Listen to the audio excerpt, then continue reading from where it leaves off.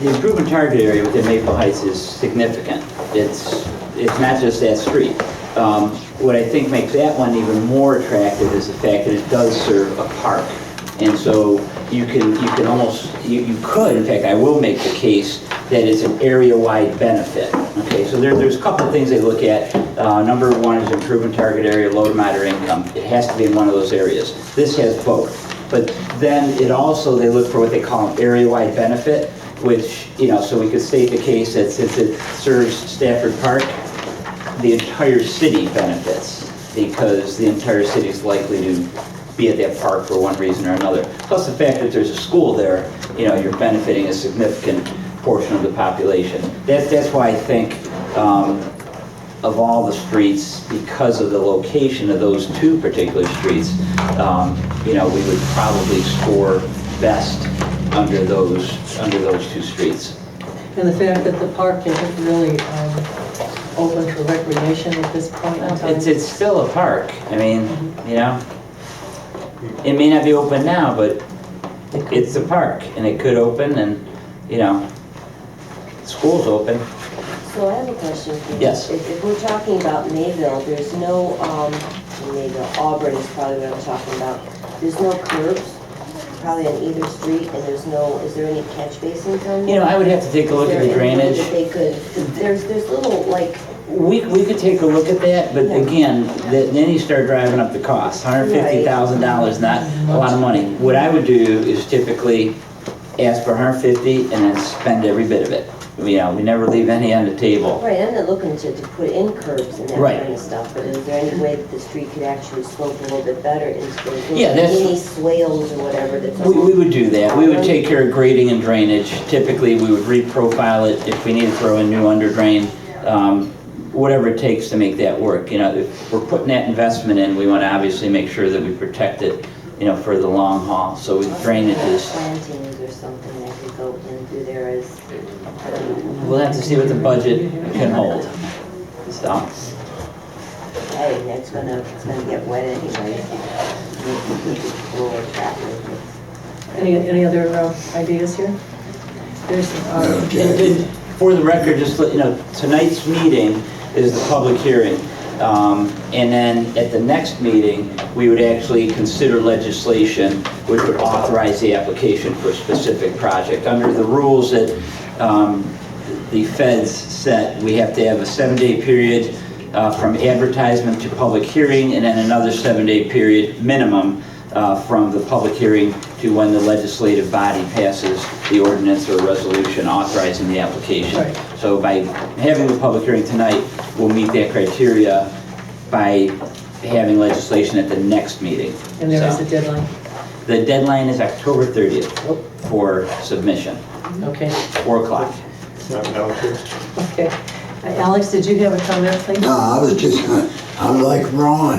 When I look at District 1, I could take you down 4 or 5 streets, they're in terrible shape. Schreiber, Summit, Steinway, Ballroom.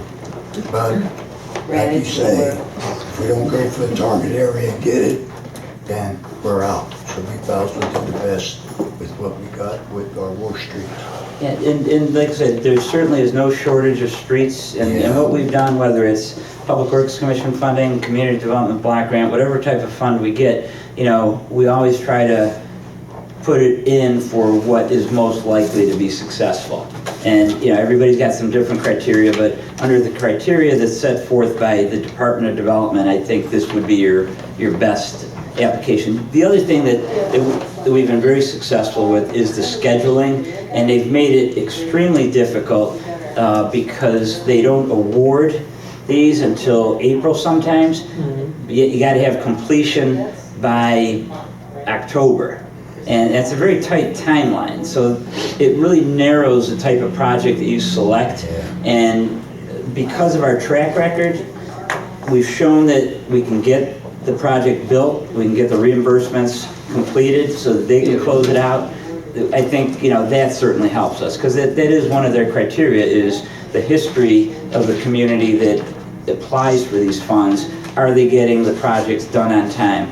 Because if they don't spend the money, and obviously the feds, they don't look kindly upon that, and they'd actually reduce the funding, to the Department of Development in the following year. So that's the one thing that they've really hammered us on, and Irene can attest to that, because unfortunately I'm always hammering on her to get the checks out, and she's done a great job of working with the county to make these things work. So. There's another thing that you might want to consider if we're going to actually go to that particular area, is that little place in front of, and I can't remember the name of the building. There's the name of the building. You mean that little building down in the park? Yeah, At the end people are parking in that area, and when there's no room left to park, they park out on the driveway. There ought to be a way that you can include that and either close it up. We'll take a look at that, and we'll include not just the area within the right-of-way, but a portion of the park itself, because the road, the actual right-of-way ends at the entrance to the parking lots, but I know like the drive itself continues into the park. Across the back of the park. Exactly, so I would definitely make sure that we address those areas too. And there's nothing that would prohibit us from doing that. It doesn't have to be in the right way. It could be in a public place such as a park. Okay. So. Good. Moving on to we have no communications and obviously no reports. Our first is resolution is 215-63, and that's the projects for the sewer improvements in the city.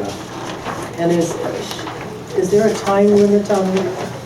Sooner the better, obviously. And just to give you a little background on this, in 2012 we applied for Ohio Public Works Commission funds to perform storm and sanitary sewer repairs. We received a grant from the Ohio Public Works Commission for $350,000. Unfortunately, our local match for that was $250,000. So, obviously, we've run into some fiscal problems, so we didn't have the money to do that. But we've been working with the county, who operates and maintains our sanitary sewers, and they've been having some issues in those areas. They take money out of their fund.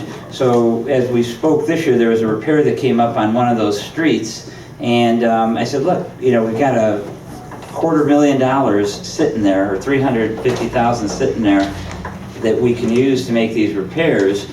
But right now, the village doesn't have the money to do it, but it's the same purpose, sanitary sewers. So they were able to, they can work it out where they will pay the local share, which is our share. So that $250,000 will come out of our, I think it's District 8 sanitary sewer fund, and that's the fund that property owners pay into. So the process that they'll use is for the engineering portion up front, they will reimburse us when Irene cuts a check for the engineering, once the canceled check comes in, but then the actual contract itself will be run by the county. From their perspective, they just found $300,000 that they can put towards repairs. And we need them. Yeah, so. Do we pinpointed these repairs? Yeah, what we're gonna do, we're still in the design process. What we do is we videotape the sewers, and then we go through and we fix it. And just to let you know, and this, you had actually authorized me to go out to bid previously for Cato, Thomas, and I'm trying to think of the third street, forgive me, it's been a while. But we're doing the same thing. The county, we were supposed to come up with, I think, about $150,000 in matching funds, and the county's gonna pay for that through their district sanitary sewer funds, which they collect from our residents, and we're gonna make those repairs. And what we did was we went through, we videotaped the lines, found all the breaks, and then identified those, and that'll be going out to bid in about a week and a half. So we'll have that work done, so. Okay. Madam Chair, Go ahead, Mr. Jackson. sanitary sewers, and believe it or not, this is one of the issues that I raised years ago. And some people are still having trouble with some of these catch basins that a long time ago somebody thought it's smart to go in and break holes in them The manholes, yes. Yeah, yeah. And I don't think all of those have ever been fixed. And They're not, these are part of those, and we're doing what we call a manhole separation, which, what you're saying, and I know exactly what you're talking about. We have a sanitary sewer down below and a storm sewer up above, and they're in the same structure. And what we do is we separate them. So on Cato and Thomas, in addition to any repairs to like the laterals, we'll take every one of those. I think Donnybrook is the other one, but we separate those and we put in 2 separate manholes. And that's really part of what we're going to be doing on Hanson, Watson, Raymond, Franklin, Hillgrove, Clare, and Garden View.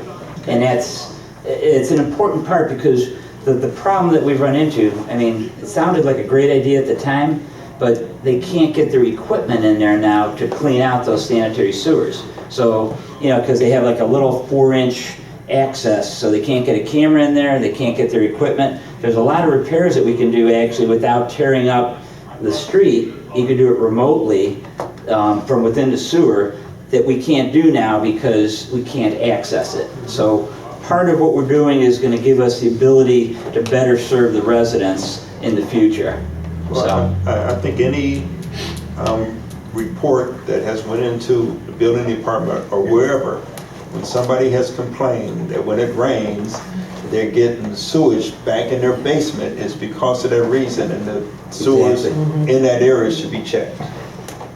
And then we've been working with the county on that, and that's part of the reason that we got this funding from the Ohio Public Works Commission, was we were able to show all the calls that were coming in from those particular streets. This was actually one of the worst areas as far as concentrated number of calls in a district. So, and that's why we selected that. So it would be in our interest then to move this along. Sooner the better. Okay, anyone opposed? Madam Chair. Yes, go. I'm sorry, I think Richard had his hand up first. Richard? I have a question. Since this is in District 6, when do you anticipate, after you've done the business of work, when this type of work would begin, and what type of inconvenience could the residents in that area of 6 anticipate? Yeah, it's a good question. We would, by doing this, you would authorize us to begin the planning process. Yes. So the first thing we would do is actually work with the county to get the sewers televised and identify any breaks. We already have a good idea of which ones are the combination manholes that we spoke of. Those would obviously be taken care of. I would anticipate that we would probably go out to bid for this work maybe May or June, and then we would probably get it done during the late summer, early fall of next year. And as far as any inconveniences, you know, unfortunately all of our sewers are in the middle of the street. So, you know, it's going to be like anytime we do a major repair now, we would have to essentially block the street and, you know, maintain local access to those 3 or 4 houses, but everybody else would have to go, you know, around. So, unfortunately, when you're digging a 20-foot deep hole in the middle of the street, there's really no way around it. Alex, did you have a question? Well, you know, Steinway, Yes, sir. ongoing, I mean, 20 years. Yep.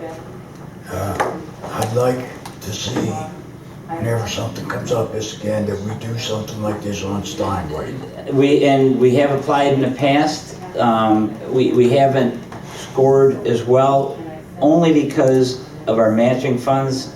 They've been limited, but now with the county committing, you know, to utilizing some of these funds, you know, we've agreed that we'll work together in the future to do similar projects where, you know, they would agree to pay for it.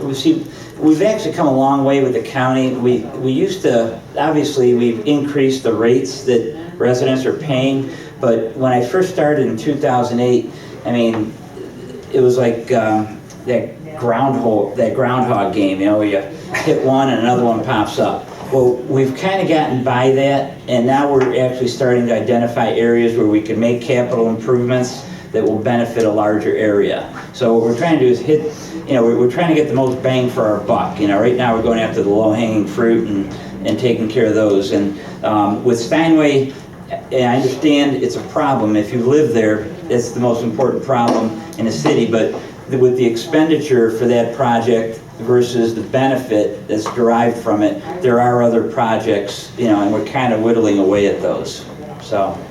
So is council okay with doing this on a third reading? Yes? Yes? Okay. Okay, thank you. Thank you. Resolution 15-64 is establishing a separate fund for the money that should be coming in for the SAFER grant. And you need that almost immediately, don't you? At least before we start spending the money, it has to be set up with the Budget Commission. Okay. In order, with the legislation. Has it come in yet? No, once they start, Chief will probably speak better, but we have to first hire the folk and get reimbursed. It's a reimbursed grant. It's not awarded up front. So we have to spend the money to get the money. So when he starts spending money, then They'll it's start- officially, they'll start sending it over. open. Yeah. Okay, so that's your job.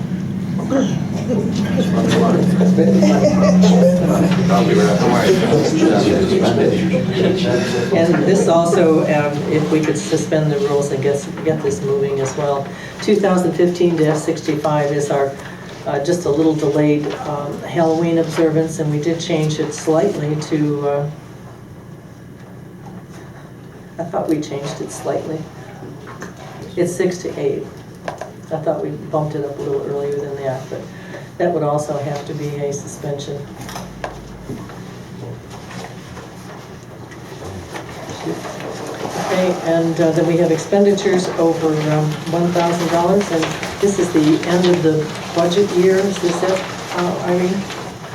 Well, the year is officially over December 31st, but we're sort of winding down in preparation for year end. Right. So for the most part, spending has been suspended unless it's a dire emergency that will affect the safety, welfare, health of employees and or residents. Do we have any questions with, for Irene?